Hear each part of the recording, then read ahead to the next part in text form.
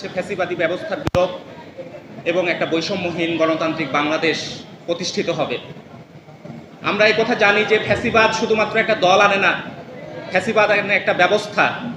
ফলে ফ্যাসিবাদী ব্যবস্থার বিলোপের জন্য শুধুমাত্র একটা দলের বিরুদ্ধেই সংগ্রাম না, তার সাথে সাথে যে সিস্টেমের কারণে ফ্যাসিবাদ বারে বারে আসে সেই সিস্টেম, সেই বিষয়গুলো উত্থাপিত করা, সেই বিষয়গুলো কিভাবে নির্মূল হবে তার সংগ্রাম করা খুব গুরুত্বপূর্ণ ব্যাপার। এই কারণে আমরা যেমন এই সময়টাতে আমাদের এই সরকার, অন্তর্বর্তীকালীন সরকার গঠিত হওয়ার পর আমাদের মূল কথা ছিল যে গণহত্যার বিচার, রাষ্ট্রের গণতান্ত্রিক সংস্কার এবং একটা গণতান্ত্রিক সুষ্ঠু নির্বাচন। আমরা দেখছি যে এই গণহত্যার বিচার না হওয়া পর্যন্ত এই গণ অভ্যুত্থান একটা নৈতিক ভিত্তির উপর দাঁড়াতে পারে না, কিন্তু এখনো পর্যন্ত সেই গণহত্যার বিচার করা হচ্ছে না। ফলে এটা আমাদের একটা খুবই উদ্বিগ্নতার ব্যাপার।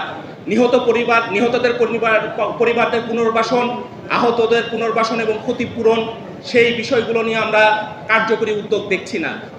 এবং রাষ্ট্রের গণতান্ত্রিক সংস্কার আমরা যখন বলছি, তখন এমন একটা ব্যবস্থা আমরা চাই যাতে বাংলাদেশে একটা ভিত্তি তৈরি হয়, যে ভিত্তির মধ্য দিয়ে বাংলাদেশ একটা বৈষম্যহীন বাংলাদেশের দিকে যাবে।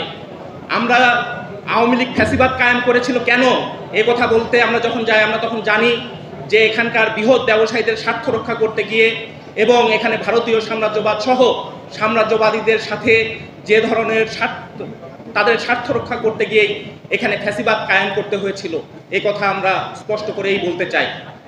ফলে এরকম ভিত্তি, তো এই ভিত্তি নির্মূল করার সংগ্রামটা আমরা করছি, সেই কারণে রাষ্ট্রের গণতান্ত্রিক সংস্কারের প্রশ্ন এসছে। এখানে আপনারা জানেন যে রাষ্ট্রের এই গণতান্ত্রিক সংস্কার যখন এসছে, তখন মূলনীতি নিয়েও অনেক আলোচনা হচ্ছে। আমরা যে কথাটা এখানে বলতে চাই যে ইতিহাসের আলোকেই কিন্তু মূলনীতি। ফলে মূলনীতিকে সুরক্ষিত করার কথা আমরা যখন বলি, তখন এটার মানে হচ্ছে যে পাকিস্তানি প্রায় উপনিবেশিক যে শাসন শোষণ, 23 বছরের যে শাসন শোষণ, তার বিরুদ্ধে জনগণের যে দীর্ঘ লড়াই, সেই লড়াইয়ের মধ্যে যে আকাঙ্ক্ষাগুলো ব্যক্ত হয়েছিল, সেই আকাঙ্ক্ষাগুলোকে এখানে সুরক্ষিত করতে হবে।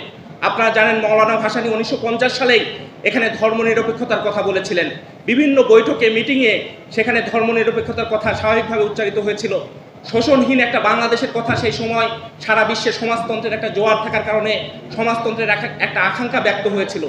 এভাবে কিন্তু এই মূলনীতিগুলো এসেছিল।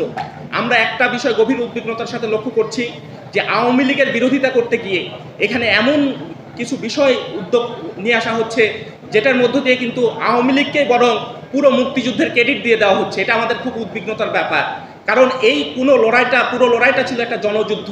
সেই জনযুদ্ধের মধ্য দিয়ে এই লড়াই এবং এই আকাঙ্ক্ষাগুলো ব্যক্ত হয়েছিল। ফলে এই বিষয়গুলো আমরা সবার জন্য ভাবার কথা বলি।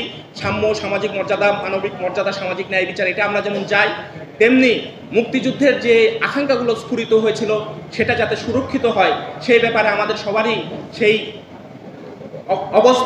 অবস্থানটা আমাদের ব্যক্ত করা খুব জরুরি। আর একটা কথা আমরা বলতে চাই, এই সরকারের মূল কাজ কিন্তু গণহত্যার বিচার, সংস্কার এবং নির্বাচন। কিন্তু আমরা দেখছি এখতিয়ার বহির্ভূতভাবে অনেক ধরনের উদ্যোগ নিচ্ছে। যেমন আপনারা জানেন যে এখানে বন্দর বিদেশিদের দেওয়ার উদ্যোগ নেওয়া হচ্ছে, মানবিক করিডোরের নামে এখানে রাখাইনে মানবিক করিডোর দেওয়া হচ্ছে। এগুলো কিন্তু এই সরকারের কাজ না। আমরা মনে করি এগুলো বিতর্ক এবং সংশয়ের জন্ম দেয়। ফলে এই সরকারকে এমন কোনো উদ্যোগ নেওয়া যাবে না যাতে এই ধরনের বিতর্কের জন্ম দেয়। ফলে এই কথা বলে আপনাদের সবাইকে আবারও শুভেচ্ছা, ধন্যবাদ জানিয়ে আমাদের দল বাসদ মার্ক্সবাদের পক্ষ থেকে আমি আমার কথা শেষ করছি। সুন্দর দেশে আমরা বসবাস করাবো মানুষকে, সেটা না করে বাংলাদেশকে একটি লুটের রাষ্ট্রে পরিণত করেছে।